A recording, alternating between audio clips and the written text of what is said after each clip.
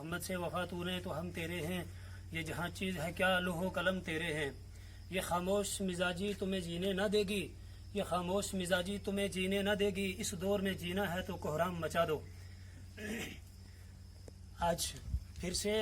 ہم اس گستاخ کے خلاف آواز اٹھانے کے لیے دھرمسال کی تمام بستی کے مسلمان جن کے دلوں کو اس گستاخ نے شدید طریقے سے چھلنی کیا، میں یہ گزارش کرنا چاہتا ہوں لیفٹیننٹ گورنر صاحب سے اور قانون نافذ کرنے والے اداروں سے کہ اس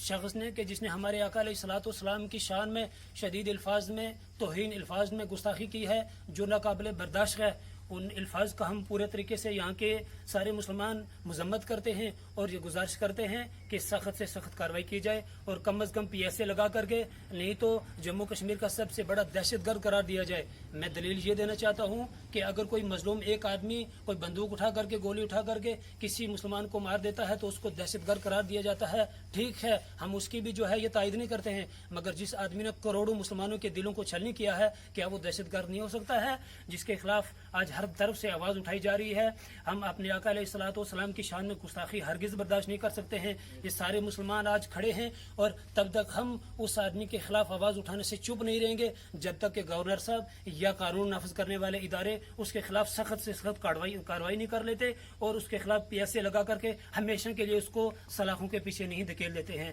میں یہ عرض کرنا چاہتا ہوں کہ جس قدر بھی جتنی بھی آواز اٹھائی جا رہی ہے وہ تمام مسلمانوں کی حق بجانب ہے اور کسی کی کوئی ذاتی رنجش نہیں ہے۔ ایک فرد نے جس نے پوری امت مسلمہ کے دل کو دکھایا ہے، یہ قانون کی ذمہ داری بنتی ہے اور جموں کشمیر کے ایڈمنسٹریشن کی ایک ضروری ذمہ داری بنتی ہے کہ وہ اس کے خلاف کارروائی کریں۔ اب ہمارے